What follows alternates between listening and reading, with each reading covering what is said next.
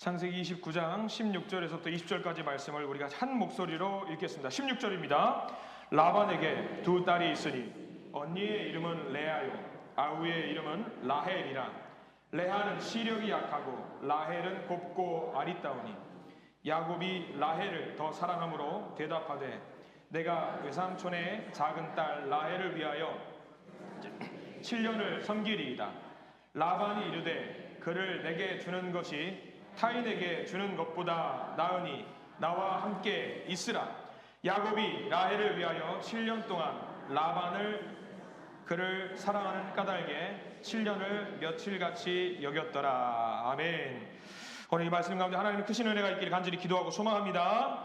우리 옆에 있는 믿음의 성도님들과 그리고 스스로 먼저 고백 한번 해볼까요? 가슴에 손을 얹으시고 하나님의 은혜가 지금 저에게 임하기를 기도합니다. 우리 옆 사람 축복하면서 하나님의 은혜가 지금 여러분에게 임하기를 기도합니다. 아멘. 하나님의 은혜가 넘치기를 기도하고 소망합니다. 자, 오늘 말씀은 사랑이라는 우상이라는 제목으로 좀 말씀을 나누어 보려고 합니다. 여러분들이 좋아하는 단어들이 있다면 어떤 것들이 있을까요? 제가 좋아하는 단어는 사랑이라는 단어를 굉장히 좋아합니다. 제가 봐도 사랑에 죽고 사랑에 살 것 같게 생기지 않았습니까? 제가 사랑꾼이고. 사랑 얼마나 좋은 단어입니까?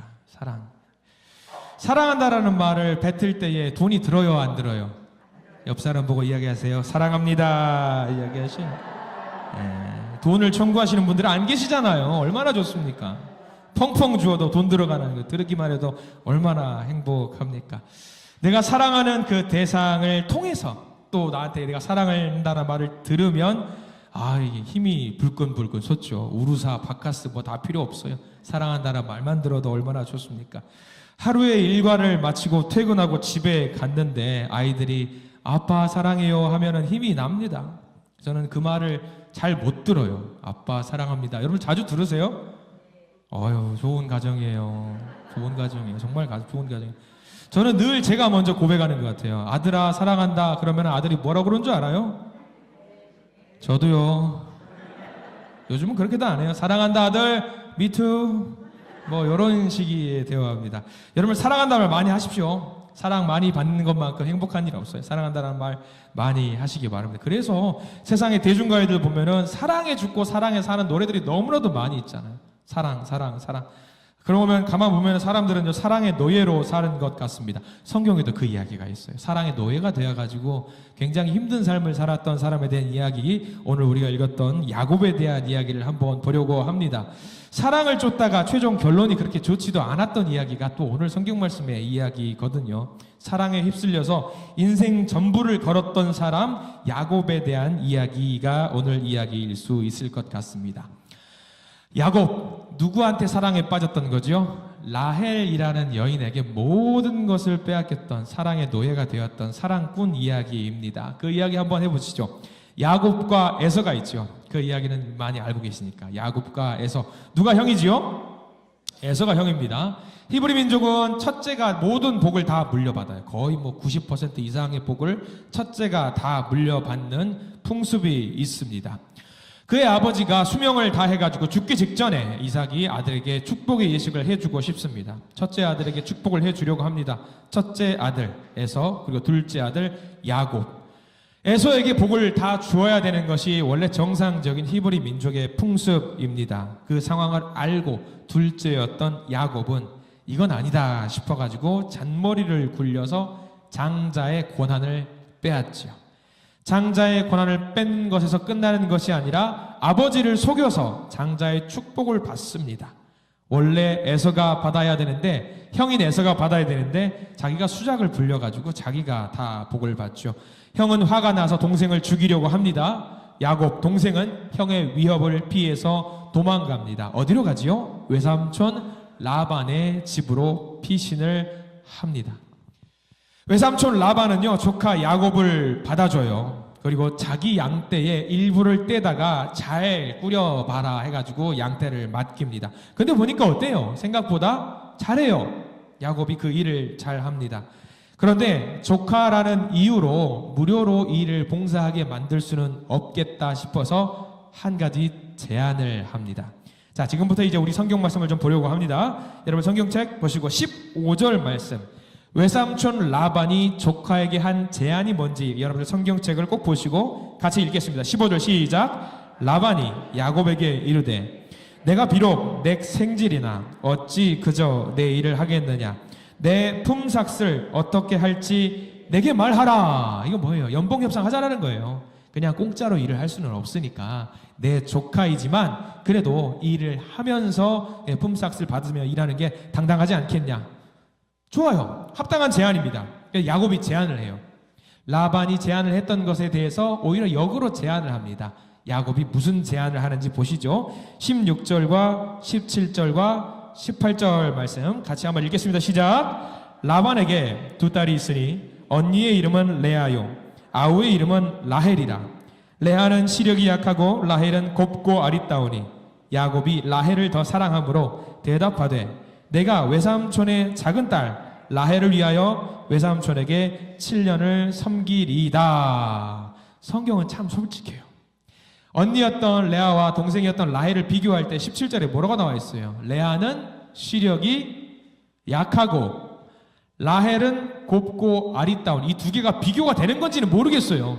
근데 성경은 이렇게 비교를 꼭 해놔요. 한 여자는 안 좋아, 뭐든지 안 좋아. 한 여자는 다 가졌어. 이렇게 꼭 비교를 합니다. 그때부터 야곱은 사실 라헬의 사랑의 노예가 되었습니다. 이미 이 제안이 있기 전부터 야곱은 눈이 이미 한번 횟가닥 되어 있어요. 사실 우리가 놓칠 수 있는 부분들이 있는데 야곱과 라헬이 첫 만남 아세요? 굉장히 강렬하거든요. 첫 만남부터 무슨 일이 있었는지 여러분들 보세요. 11절 말씀 볼게요. 시작. 그가 라헬에게 입맞추고 소리내어 울며. 첫 만남부터 뭘 한 거예요? 물론 히브리 풍습은 볼에다가 뽀뽀하는 게 풍습이긴 해요. 근데 이제 친척인 걸 알고 볼에다 뽀뽀하면서 너무 내가 그동안 살아왔던 게 힘들다.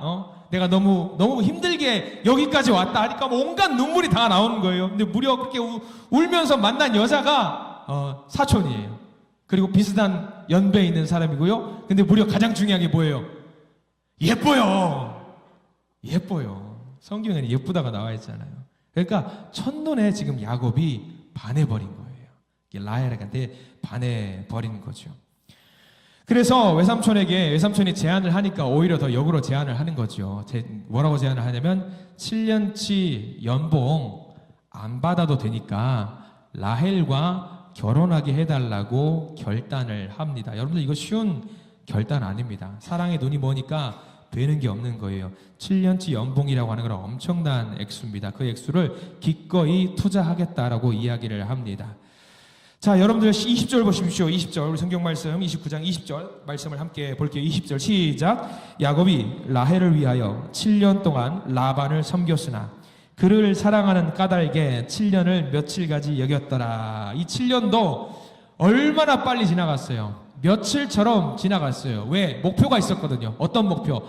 라헬을 기필코 내 아내로 맞아들이고 말겠노라 하고는 사랑의 눈이 멀어버리니까 되는 게 없어요. 7년 뭐 아무것도 아니에요. 그냥 열심히 일했던 거죠. 일하면서 오로지 머릿속에는 라헬만 생각했던 거예요. 상사병에 제대로 걸렸습니다. 열심히 7년을 섬겼습니다. 때가 되었습니다. 외삼촌, 드디어 7년이 되었습니다. 드디어 제가 결혼할 수 있게 되었습니다. 가끔 우리가 성경을 읽으면 이 생각을 해요. 아니, 아무리 그렇다라고 해도 이렇게 빠질 일인가? 아무리 한 여성에게 이렇게 빠지는 게 맞는 일인가 생각을 할 수밖에 없거든요. 근데 이해가 됩니다. 야곱의 삶을 보세요. 아버지에게 사랑을 못 받았어요. 그리고 소중한 어머니를 두고 떠나왔어요. 혈혈단신 광야를 지나가요. 힘들어요. 목숨을 잃을 뻔한 위기도 몇 번 놓였어요. 혼자밖에 없어요. 너무 외롭고 힘들어요. 근데 외롭고 힘든 상황 속에서 첫 번째로 봤던 사람이 라헬이에요. 그리고 그 라헬이 너무 아름답고 나하고 마음도 맞는 것 같고 대화도 되는 것 같아요. 그러니까 이 여인을 통해서 결혼만 할 수 있다라고 한다면 내가 모든 것을 다 위로받을 수 있겠다라고 하는 거를 야곱이 생각을 하게 되었던 거죠. 이해가 안 되는 게 아닙니다. 조금 어려운 이야기를 좀 해볼까요? 어네스트 베커라는 학자가 있어요. 미국의 인류학자인데 이 어네스트 베커라는 사람이 책을 썼어요. 책을 썼는데 저 책을 통해 죽음의 부정이라는 책이에요. 뭐 너무 외울 필요는 없습니다. 다만 저 사람이 주장한 게 너무 이 이야기가 맞는 게 있어요. 뭐냐면 유대인이었던 그 사람이 주장했던 거 뭐냐면 사람들이 이스라엘 백성들이 하나님을 믿는 신앙을 잃어버리고 나서 그 대신에 택했던 게 하나가 있다라고 해요. 뭘 것 같아요? 로맨스를 택했다라고 합니다. 남녀간의 로맨스. 삶의 의미를 하나님으로부터 찾아야 되는데 하나님으로부터 찾지 않고 필요한 자존감과 내가 나되게 인정받기 위해서 이성을 찾았다라는 거예요. 일리가 있는 말이에요. 야곱이 한 일이 바로 그겁니다. 이 시대에 살고 있는 이 시대에 야곱과 비슷한 방식으로 사람들이 다른 걸로 그 마음에 채운다라고 하는 거지요. 야곱은 지금 그 자리에 누구를 채웠냐면 여성, 내가 사랑하는 저 여성을 그 마음속에 채운 거예요. 많은 사람들이 결혼하기 직전에 고백을 합니다. 내가 저 여자랑만 결혼할 수 있으면, 내가 저 남자랑만 결혼할 수 있으면 내가 모든 것을 다 이루어낼 수 있겠노라. 근데 여러분들 그래요, 안 그래요? 저는 그런 것 같은데 안 그렇습니다. 안 그래요. 기대와 희망이 크면 클수록 실망하는 것도 커지게 됩니다. 그렇게 내 마음속에 모셨을 때에 반드시 모든 것을 다 가진 것처럼 생각하게 만들어줄 수 있는 존재는 누구밖에 없냐면 하나님밖에 없어요. 우리가 잘 알아야 돼요. 사랑에 대해서 중독을 당한 셈이지요. 야곱은요, 그 내면이 공허했어요. 채우고 싶은데 채울 수 없었고요. 로맨틱한 사랑이라고 하는 우상 숭배에 빠지게 되었습니다. 그래서 라헬을 얻기 위해서 7년 동안 열심히 일을 했어요. 당시에 신부를 데리고 오려면 통상적으로 지참금이 있어야 된다라고 합니다. 신부를 데리고 올 때 지참금은 지금 7년 동안 연봉이라고 했잖아요. 사실 4분의 1 정도면은 원하는 신부를 데리고 올 수 있었대요. 근데 무려 4배나 더 주고 라헬을 데리고 오려고 했던 거죠. 지독하게 중독에 빠져 있었던 거예요. 저거 라헬 아니면 안 된다고. 라헬 아니면 안 된다고. 근데 중요한 거는요. 이것을 누가 그것을 딱 캐치했냐면 누가 캐치했냐면 외삼촌 라반이 그것을 알아차렸어요. 야곱이 7년 동안 기꺼이 일할 테니까 라헬을 주시옵소서 이 말을 듣고 나서 라반이 오호라 이 녀석 봐라. 아, 내 딸에게 빠졌구나. 오히려 그 외삼촌은 야곱을 이용합니다. 외삼촌 라반이 야곱에게 한 대답을 보실래요? 굉장히 애매하게 대답을 하거든요. 여러분들 19절 말씀 보실래요? 라반이 7년 동안 일하면 라헬을 주겠다라고 이야기를 안 했어요. 절대 안 했어요. 19절 말씀 같이 읽겠습니다. 시작. 라반이 이르되 그를 내게 주는 것이 타인에게 주는 것보다 나으니 나와 함께 있으라. 자, 라반이 준다는 얘기가 안 준다는 얘기예요. 준다는 얘기가 아니었어요. 근데 야곱은 사랑에 빠지니까 그 말을 뭘로 들었어요? 준다라는 이야기를 들은 거죠. 라반이 잘못한 거 아니에요. 야, 그래, 다른 사람들에게 주는 것보다 너한테 주는 게 더 나을 수도 있겠다. 그래, 열심히 한번 일 해봐라. 그러면 야곱은 그것을 준다라는 이야기로 받아들인 거죠. 자, 7년이 지났어요. 외삼촌, 약속을 지키셔야죠. 그래, 알았다. 결혼을 시켜줘야지. 너도 어엿한 남자가 되었으니 결혼을 하자. 그때 당시 혼인 풍습은요, 오랜 기간 잔치를 벌입니다. 그리고 신랑으로 하여금 술을 잔뜩 먹여요. 거하게 취하게 만들지요. 그리고 아내가 될 사람의 면사포 같은 거를 씌운 다음에 신랑에게 데려다 주는 일을 합니다.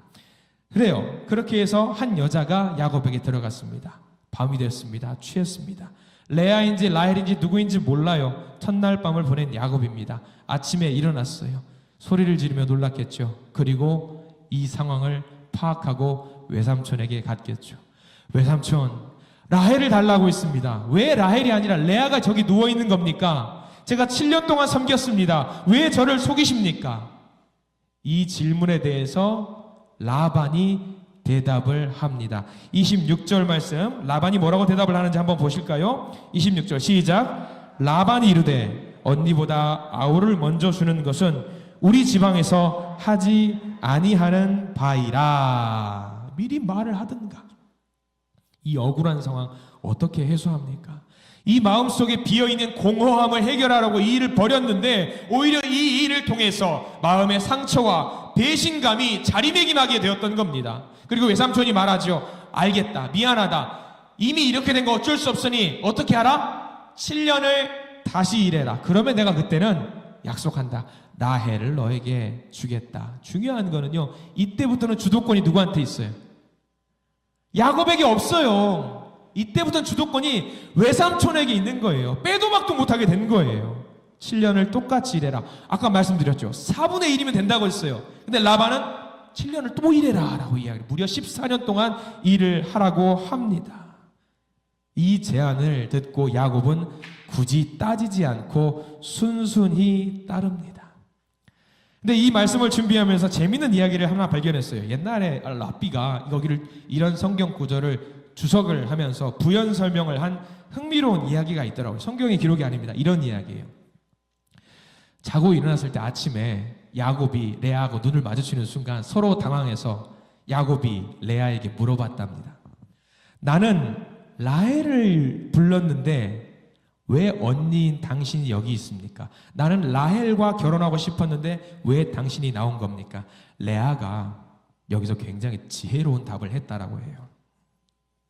당신 야곱은 아버지 이삭 장자의 축복을 받으려고 아버지를 속인 거 아닙니까?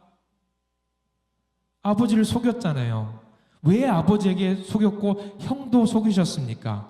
그런데 저한테 이렇게 따지면 안 되는 거 아닌가요? 라고 오히려 레아가 물어봤다고요. 그 말을 듣고 야곱이 머리 한 대 얻어맞은 것처럼 아무 말도 할 수 없었대요.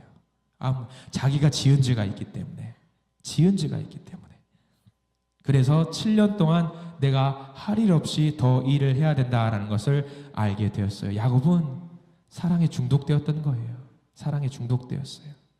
여러 가지로 마약처럼 작용해서 그 삶을 지배하게 되었던 겁니다. 사랑이라는 그 이름이, 그 제목이 우상이 되어서 야곱을 지배하게 되었던 거예요. 그렇게 라헬을 향한 마음, 그게 우상이 되어서 무슨 문제로 이어지게 되느냐.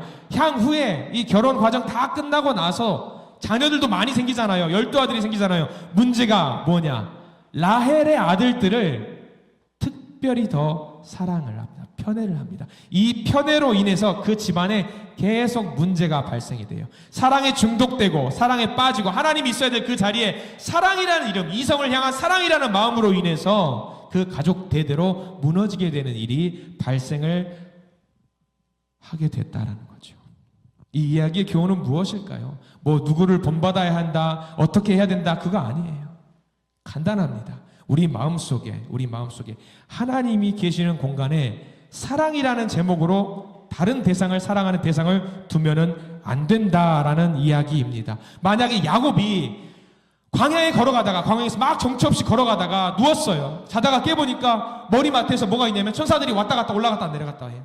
아, 여기도 하나님을 만날 수 있는 공간이구나. 그 마음으로 살았다라고 한다면, 내 마음속에 하나님이 계시구나, 내가 어디를 가거나 하나님이 계시는구나, 그거를 알았다라고 한다면, 그 마음으로 살았다라고 한다면 이렇게 사랑이라는 제목으로 속임을 당하지 않았을 겁니다.